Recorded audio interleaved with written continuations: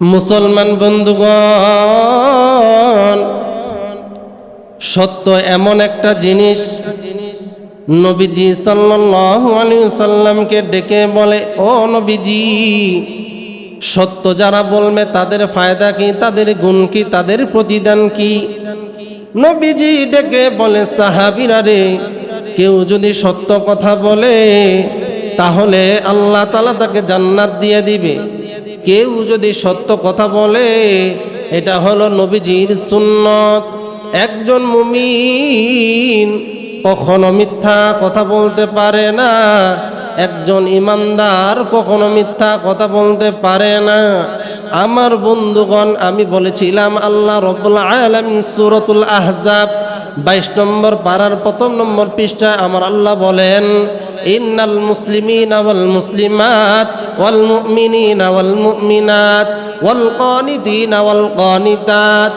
মানুষ যখন পর্যায়ক্রমে একটা শর্ত, দুইটা শর্ত, তিনটা শর্ত অর্জন করে ফেলেছে, আমার আল্লাহ রাব্বুল আলামিন 4 নম্বর শর্ত বলেন, ওয়াস-সাবিরিনা ওয়াস-সাবিরাত ওয়াস-সাদিকিনা ওয়াস-সাদিকাত। সত্যবাদী পুরুষ এবং সত্যবাদী নারী।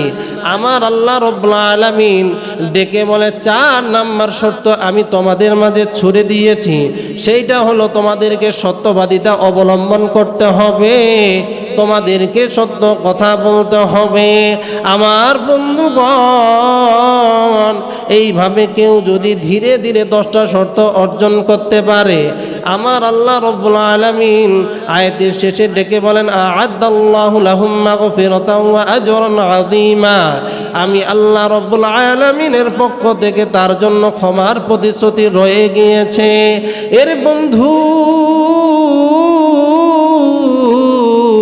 বলতেছিলাম কাব বিন মালিক রাদিয়াল্লাহু আনহুর জীবনী। তিনিও এইবার লাইনে দাঁড়াইলেন।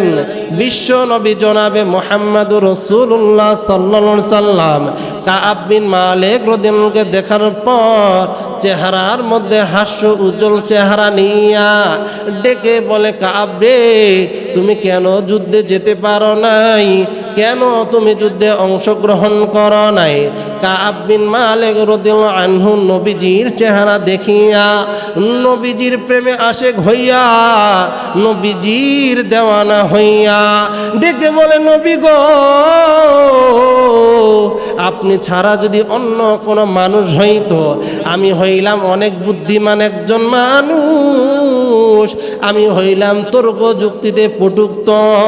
ও নবীজি, আপনি ছাড়া যদি অন্য কোনো মানুষ হইতো, আমি এমন মিথ্যা কথা বলতাম, সে কখনো আমাকে মিথ্যাবাদী বলতে পারত না, আমাকে সে দোষী করতে পারত না। ইয়া রাসূলুল্লাহ, ইয়া হাবিবাল্লাহ, কিন্তু আমি আপনার সামনে মিথ্যা বলবো না। কারণ হইল, আজকে আমি মিথ্যা বলে পার পেয়ে যাব, কিন্তু অচিরে আল্লাহ তাআলা আমাকে লাঞ্ছিত করবে, অচিরে আল্লাহ আমাকে অপদস্থ করবে। ও নবীজি, আমি যুদ্ধে যেতে পারি নাই, আমার কোনো প্রকার অভাব ছিল না। নবীজি ডেকে বলে, কাব রে, তোমার কি আর্থিক সমস্যা ছিল নি? তোমার কাছে কি সাওয়ারি ছিল না? তোমার শরীর কি ভালো ছিল না? এইবার কাব ডেকে বলে, নবী গো, না না ইয়া রাসূলুল্লাহ, আমার কোনো সমস্যা ছিল না, আমার এই পূর্বে এত সম্পদ কখনো অর্জন হয় নাই, আমার কাছে যুদ্ধে যাওয়ার জন্য 2টা বাহন ছিল, এরপরও আমি যাই নাই। এইবার কাব ডেকে বলে, নবী গো, আমার কোনো প্রকার যুক্তির দরকার নাই, আমি নিজ ইচ্ছায় যুদ্ধে যেতে পারি নাই। নবীজি ডেকে বলে, কাব, ঠিক আছে, তুমি এখন চলে যাও, তোমার পক্ষে আল্লাহ কি ফয়সালা দেয় আমি অপেক্ষায় থাকো, আমি তোমাকে জানাবো, তোমাদেরকে জানাবো কি কারণে তোমাদের কি হয়েছে, এটা আল্লাহ তাআলার পক্ষ থেকে ফয়সালা হবে। কাব বিন মালিক দূরে চলে যাওয়ার পর সমস্ত সাহাবীরা ডেকে বলে, কাব রে, তুমি ইতিপূর্বে কখনো তুমি মিথ্যা কথা বলো নাই। তুমি যদি এখানে একটা মিথ্যা কথা বলতা, হয়তো নবীজি তোমার জন্য দোয়া করতো, আল্লাহ তোমাকে মাফ করতো। কাব কারো কথা না শুনিয়া তিনি মিথ্যা না বইলা সত্যর উপরে অটল থাকতেন। কিন্তু রে বন্ধু, কাব বিন মালিক শুধু এই কথা জিজ্ঞেস করেছে, আমি ছাড়াও আর কেউ কি সত্য কথা বলেছে? সাহাবীরা ডেকে বলে, ও কাব আছে তোমার মতো তারাও সত্য কথা বলেছে। আমার বন্ধুগণ, কাব বিন মালিক বলেন, আমি একদিন নয়, 2 দিন নয়, 50টা দিন আমার এমন কেটেছে, 50টা রাত আমার এমন কেটেছে, দুনিয়ায় বেঁচে থাকার চাইতে আমার মরণটাই শান্তিপূর্ণ মনে হইতো, এরকম মনে হয়েছে। বিশ্বনবী ডেকে বলে, ও সাহাবীরা রে, তোমরা এই 3 জন ব্যক্তির সঙ্গে কোনো কথা বলবে না, তার সঙ্গে তোমরা কোনো সম্পর্ক রাখবে না। কাব বিন মালিকের জীবনটা কেমন যেন অতিষ্ঠ হয়ে গেল। তারা কারো সঙ্গে কথা বলতে পারে না, কাউকে সালাম দিলে কেউ সালামের উত্তর নেয় না। কাব বিন মালিক রাদিয়াল্লাহু আনহু তিনি যখন মসজিদে যাইতেন, যখন কাউরে তিনি সালাম দিতেন, কেউ সালামের উত্তর নেয় না, বিশ্ব নবীও তার দিকে তাকায় না। কাব বিন মালিক নবীজিকে সালাম দিয়া লক্ষ্য করেন নবীজি ঠোঁট নড়ে কিনা, কিন্তু না, নবীজি ঠোঁট পর্যন্ত নড়তেছে না। নবীজির পাশে দাঁড়াইয়া, নামাজে দাঁড়াইয়া আর চোখে নবীজির দিকে তাকায়, দেখি নবীজি আমার দিকে তাকায় কিনা, আমার সালামের উত্তর নেয় কিনা। আমার বন্ধুগণ, কাব বিন মালিক বর্ণনা করে, আমি লক্ষ্য করে দেখি, আমি যখন নবীজির দিকে আর চোখে তাকাই, তখন নবীজি মাথাটা নিচু করে, আর যখন আমি চোখগুলো ফিরাই, নবীজি মায়ার দৃষ্টিতে আমার দিকে তাকায় থাকে। আল্লাহু আকবার। আমার বন্ধুগণ, এইভাবে 40 দিন যখন অতিক্রম হয়ে গেল, হঠাৎ করে একজন ব্যক্তি খবর পাঠাইল, ও কাব বিন মালিক এবং তোমরা আরো 2 জন যারা আছো, তোমাদেরকে তোমাদের বিবি থেকে আলাদা করে দেওয়া হলো। এতদিন তো তোমরা 40 দিন পর্যন্ত কারো সঙ্গে কথা বলতে পারো নাই, কারো সঙ্গে চলাফেরা করতে পারো নাই। নবীজির নির্দেশ হইল, এখন তোমরা বিবির সঙ্গে ঘুমাইতে পারবে না, বিবির সঙ্গে মেলামেশাও করতে পারবে না।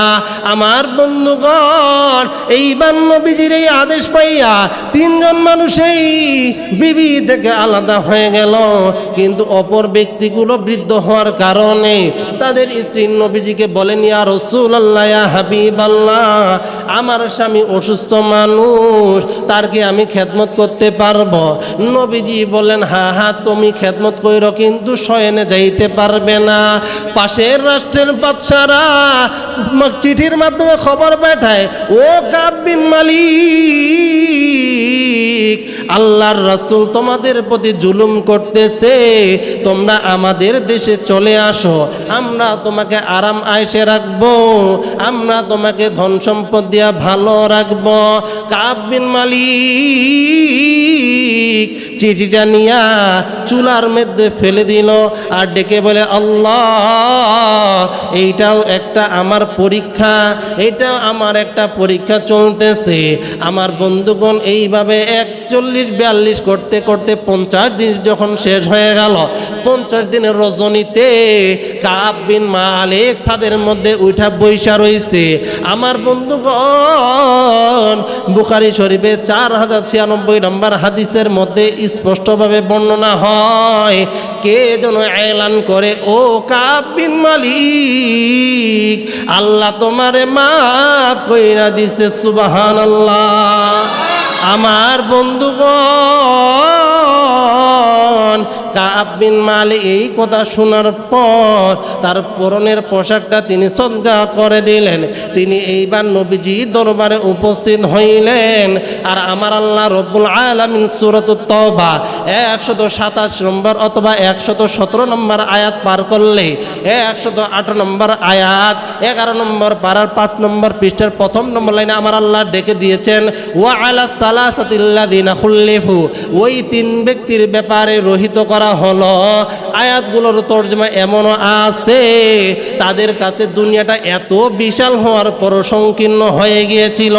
কারণ হইল বিবিও কথা বলে না, চাচাও কথা বলে না, মাও কথা বলে না, আত্মীয় স্বজন কেউ তাদের সঙ্গে মিশে না। দুনিয়া বিশাল হওয়ার পরেও নবীজির সঙ্গে গাদ্দারি করার কারণে অর্থাৎ যুদ্ধে না যাওয়ার কারণে তাদের এই দুনিয়াটা সংকীর্ণ হয়ে গিয়েছে। আল্লাহ রাব্বুল আলামিন কোরআনে স্পষ্টভাবে বলে দেন, এইবার নবীজি সাল্লাল্লাহু আলাইহি সাল্লামের দরবারে কাব বিন মালিক সকালবেলা উপস্থিত হওয়ার পর নবীজি ডেকে বলে, কাব রে তুমি এসেছো, তুমি কি এসেছো? কাব বিন মালিক ডেকে বলেন, নবীজি আপনি যে আমার এই ক্ষমার প্রকাশটা ঘটাইছেন, ও নবীজি বলুন দেখি এইটা কি আপনার পক্ষ থেকে নাকি আল্লাহর পক্ষ থেকে? নবীজি ডেকে বলে, কাব বিন মালিক এটা আমার পক্ষ থেকে নয়, এটা স্বয়ং আল্লাহর পক্ষ থেকে তোমার তওবা আল্লাহ কবুল করছে। সুবহানাল্লাহ। আমার বন্ধুগণ দিলের কান লাগায় শুনবেন, আমার নবীজি এইভাবে একজন সাহাবীকে কেমন ভালোবাসতে পারে। কাব বিন মালিক ডেকে বলে, মানুষ রে আমি নবীজি সাল্লাল্লাহু আলাইহি সাল্লামের চেহারার দিকে তাকাইলাম, নবীজি যখন হাসতো তিরমিজির শরীফের মধ্যে পাওয়া যায়, শামাইলে তিরমিজির মধ্যে পাওয়া যায়, নবীজি যখন হাসতো তার চেহারাটা চাঁদের টুকরার মতো ঝলমল করে জ্বলতো। সুবহানাল্লাহ। 50 দিন পরে কাব বিন মালিক রাদিয়াল্লাহু আনহুর তওবা কবুল করছে। কিন্তু নবীজি বললেন, ও কাব বিন মালিক তুমি তোমার মা তোমাকে জন্ম দেওয়ার পর থেকে আজ পর্যন্ত এমন সুসংবাদ কখনো আল্লাহ তোমারে দেয় নাই যে আল্লাহ তাআলা তোমার তওবা কবুল করছে, আল্লাহ তোমারে মাফ করছে। এর চাইতে আর সুসংবাদ আর কি হতে পারে?